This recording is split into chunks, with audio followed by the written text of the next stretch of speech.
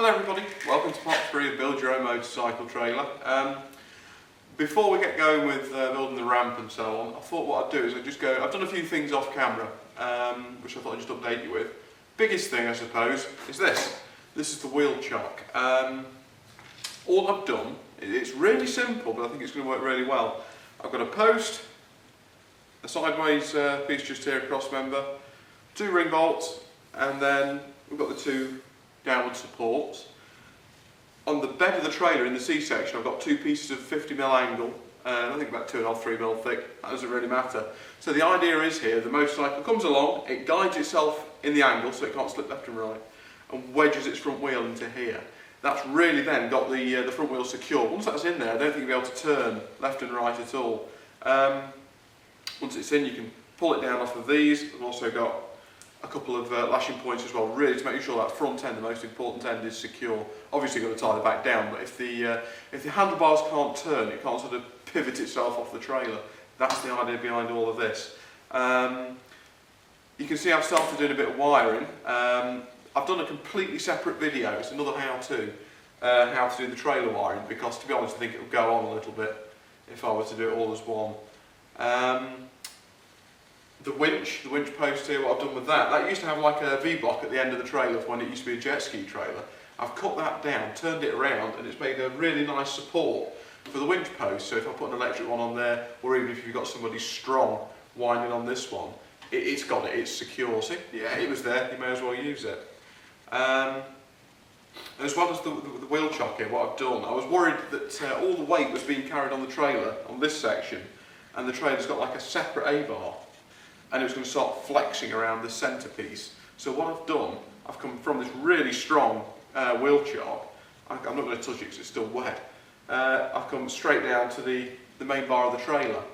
What that should do is just stop the flex in the whole thing there. It's, you know, it's just a bit more strength into the trailer to hold it. This stuff's 4mm thick, I had it lying around. That's not going to be bending anywhere. Other things we've done off camera. We've got these lugs, I mentioned those in part 2, they're all fitted now, and I've got some more eye bolts fitted at the back. I was thinking about it, I think I probably will do before the video's over.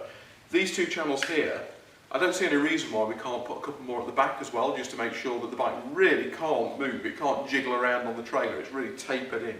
So I'm going to do that as well, I think. The next thing to do, I suppose, is start making the ramp. Now, what I've got some really big pillow bearings I found. You can buy them really cheaply on eBay. These things are probably 5 times too big for the job, but they were free, so I'm going to use them. I'm going to use those instead of hinges, and I'll show you what I'm going to do. I'm actually going to make it so that the ramp, the tailgate on the trailer, is adjustable in length, so you can slide it up. If the motorcycle overhangs, you can actually slide it out. Ouch. Stuff. So that ought to be quite good. Let's get going with it. Okay, ramp time. So what we're going to do now, we're going to turn this piece of 1/4 inch thick C section into a nice ramp with a bit of a framework around it and some kind of a hinge so we can tip it up. So the first thing I need to decide is how long I'm going to make the ramp.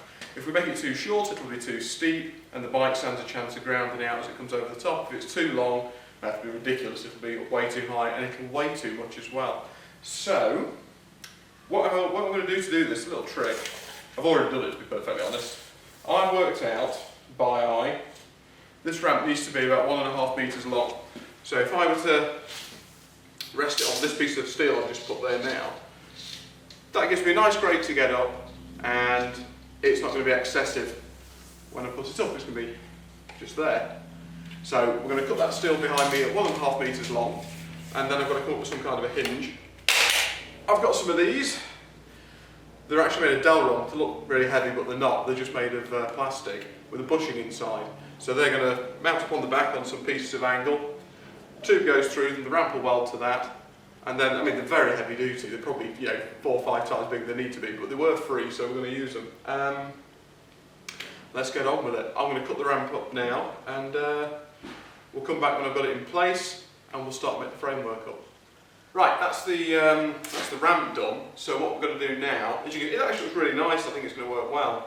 I'm going to put a small cross member underneath here, something for my tube to rest on, and I'm going to build like a square around the underneath of it, if that makes sense. That'll do two things. It'll make it stronger, not that I think that's going to go anywhere, but it'll give me things to fasten lights to. It'll give me some method of holding the gate up when it's up.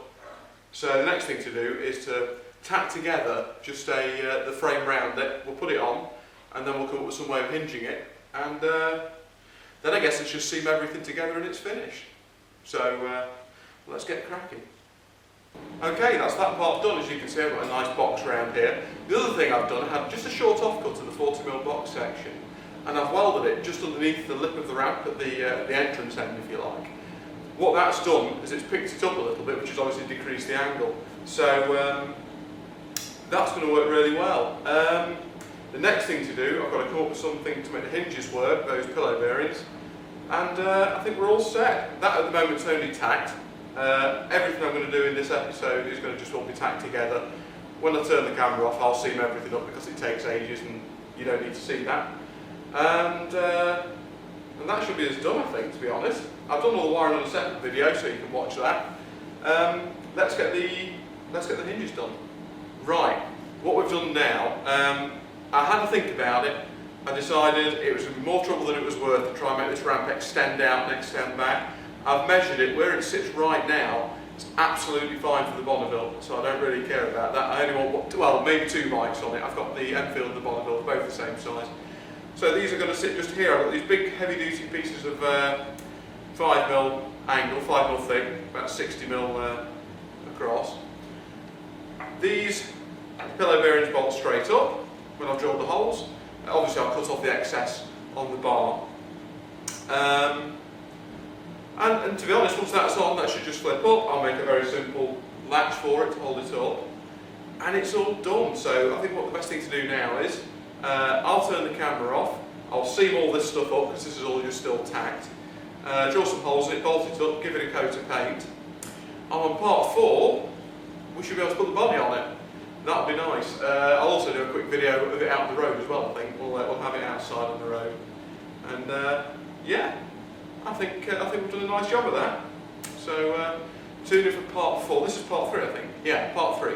So say part 4 it'll all be finished. If you're interested in how to do the wiring, you see I've got some bits of wire hanging around the place here. That's on a separate video. That's been a 2-part how-to for trailer wiring. So I've done it a little bit peculiar. But apart from that, I think that will just about wrap it up for the fabrication. And thanks for watching as usual.